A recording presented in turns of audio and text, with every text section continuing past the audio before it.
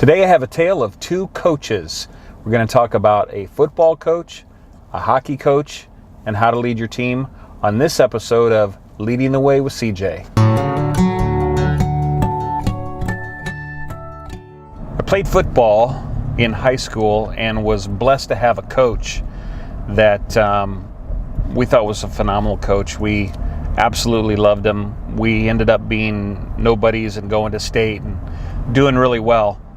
And it's now kind of an established football program that goes to state.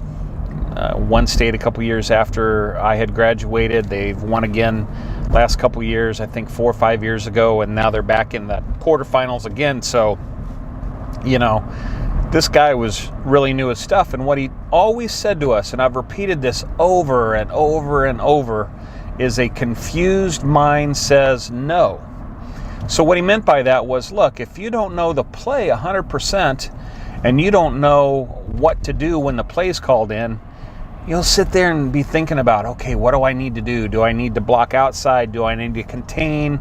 Do I need to slant down? Whatever the play might be. But if you kept it simple, you could go 100%.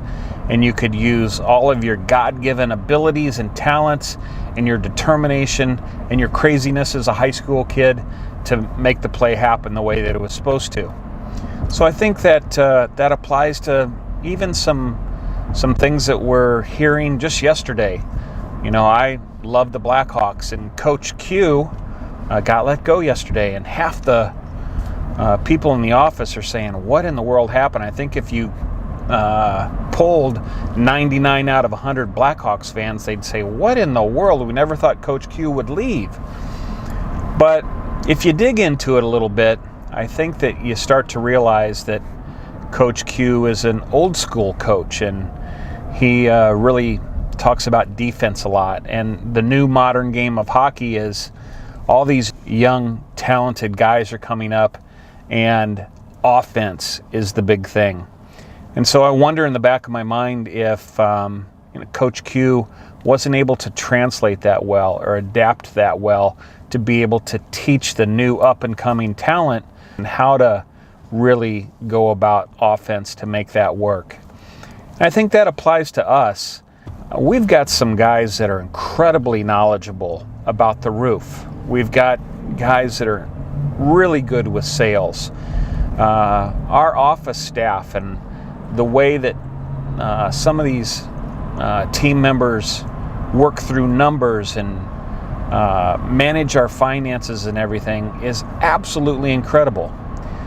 But if we don't keep it simple and we don't get to a level that everyone can understand, we're not going to do it well. We're not going to be able to effectively teach and communicate what we need to do and what needs to be done if the person doesn't get it.